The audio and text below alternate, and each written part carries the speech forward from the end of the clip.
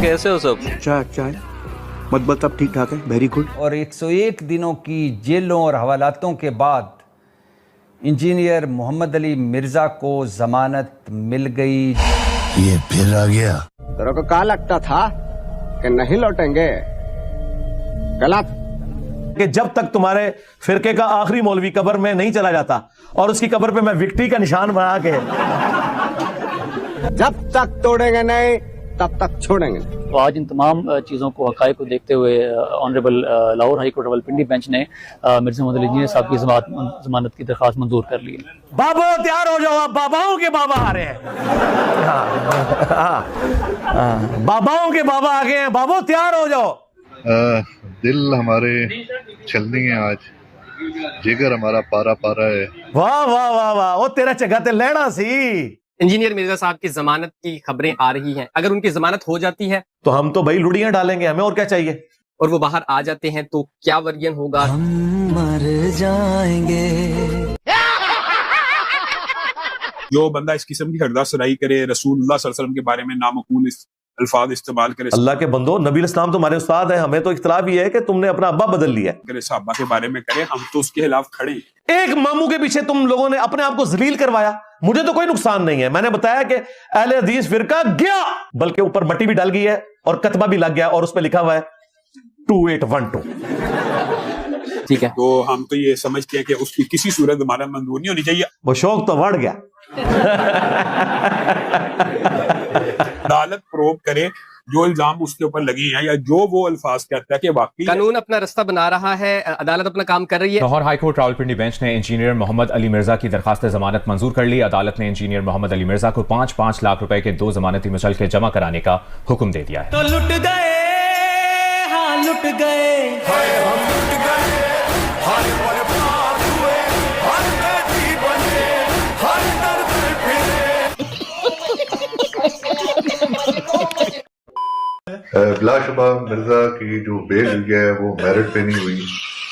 22 का जैसा का एटीट्यूड अदालत में प्रॉपर हमें सुना भी नहीं गया।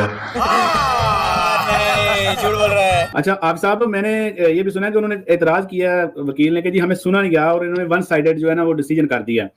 तो इस हवाले से बात करना जो है ना वो गैर मुनासिब इसलिए भी है कि कोई बंदा ये कहेगा मैं सुना नहीं गया। तो अगर हम ये बात कहते हैं कि सेशन कोर्ट ने 2 दफा फैसला जो है वो हमारी दरखास्त जो है वो जमानत खारिज की है, तो क्या हम बाहर आके ये बात कह देते हैं कि सेशन कोर्ट ने हमें सुना नहीं है और वन साइडेड फैसला सुना दिया? तो ये तो गैर अखलाकी बात है और गैर मुनासिब रवैया होता है वकला की तरफ से अगर कोई बात करे। तो ये एक तरबियत की कमी है ये बात करना। हाँ, ये बड़ा छक्का मारा है जी, मजा आ गया। इधर भाई तो असल मसला दसने की है ए वे कहानी।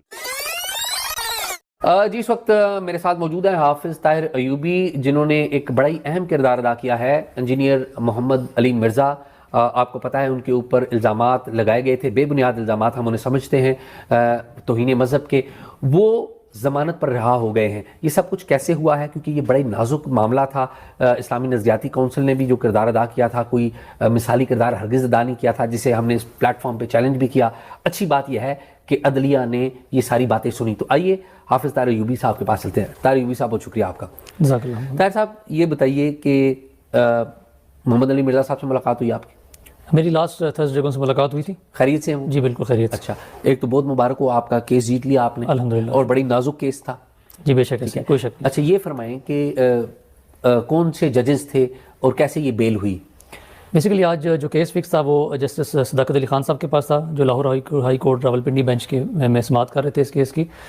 और हमारा जो केस था वो 11:45 पे केस की समाअत जो शुरू हुई।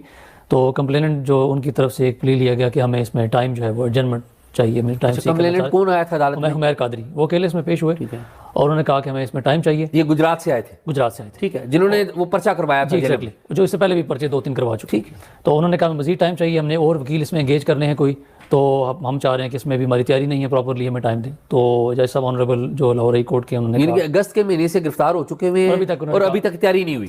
बड़ी लंबी प्लानिंग करता है मौलवी जानबूझ के, ताकि इसमें रुकावट डाली जाए, ये एडजमेंट ली जाए, केस को खराब करने की कोशिश की जाए। जब उनकी प्रिपरेशन है, उनका ये दावा है, उनका केस मजबूत है, तो आर्गुमेंट देने में क्या हरी था? अच्छा ठीक. تو جج صاحب نے کہا یہ کیس آلریڈی ریمانڈ ہو کے دوبارہ واپس آ گیا, اب اس میں ٹائم فردر نہیں ملے گا, بے شک میں بیل ڈیسائیڈ کروں, ڈسمس کروں, ویدر میں اس کو الاؤ کرتا ہوں, دونوں صورتوں میں آج ہم نے اس کو ڈیسائیڈ کرنا ہے.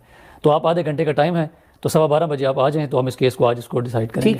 تو 12:15 بجے پھر وہ چونکہ آلریڈی وکلات ان کے تھے, وہ ایک ٹائم ڈیلنگ ٹیکٹس یوز کرنا چاہ رہے تھے, اور وہاں پر آئے تو جج صاحب نے, میں نے کہا کہ میں سبمٹ مائی لارڈ, تو بات کی تو آپ نے انہوں نے اشارہ کیا کہ آپ مجھے ان سے پوچھنے دیں کہ کیس کیا ہے, کہ انہوں نے کیس بنایا ہے تو ان سے پوچھ لیں.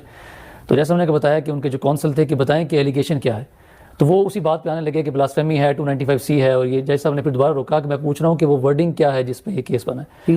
تو انہوں نے ڈائریکٹلی یہ کہا کہ ورڈنگ یہ ہے کہ مرزا انجینئر صاحب نے کہا ہے کہ کرسچن یہ سمجھتے ہیں کہ یہ بات بری. تو جج صاحب نے کہا کہ بس یہ کیس ہے, کہتے ہیں کرسچن یہ سمجھتے ہیں, یہ آپ کا کیس ہے. کتنے جاہل ہیں یہ. تو وہ ساتھ انہوں نے کہا کہ جی بالکل, انہوں نے اور بھی گستاخی کرتی اور چھوڑ دیں, آپ اسی پوائنٹ پہ آئیں.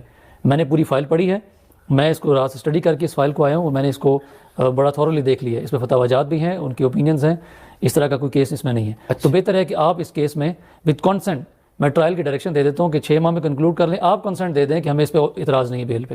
تو انہوں نے کہا سر ہم تو کیسے اس پہ کنسنٹ دے سکتے ہیں کہ ہمیں اس پہ اعتراض نہیں ہے, ہم تو اس پہ وہ نہیں کبھی بھی. تو میں پھر دوبارہ کورٹ کو میں نے چاہا کہ میں بات کروں, جیسا نے پھر مجھے پوائنٹ آؤٹ کیا کہ مجھے ان کے ساتھ پوچھنا تھا چیز کہ یہ کیا کہ آپ کی میں نے پوری فائل پڑھ لی, آپ کی جو پٹیشن تھی along with تمام انیکسز میں نے دیکھ لی ہیں اس کے آپ کے. اچھا مجھے صرف کوئکلی یہ بتائیے کہ بیل ہو گئی, ہم دیکھیں گے ہوپ فلی کہ مرزا صاحب اگلے 1-2 دنوں میں ہمارے پاس ہوں گے انشاءاللہ. آمین کہہ دیں. ہاں مجھے یہ فرمائیے کہ جو اسلامی نظریاتی کونسل نے ایک بیان جاری کیا تھا اور بڑی متنازع اور غیر ذمہ دارانہ بیان جاری کیا تھا, ہم نے اس پلیٹ فارم پہ بات کی تھی, اس پہ ہم نے ان کی رائے بھی, ہم نے طاہر اشرفی صاحب کو بھی یہاں پر دعوت دی تھی. ظاہر ہے ہمارے ریسپیکٹیبل ہیں, ان کی ایک اپنی پوائنٹ آف ویو ہے.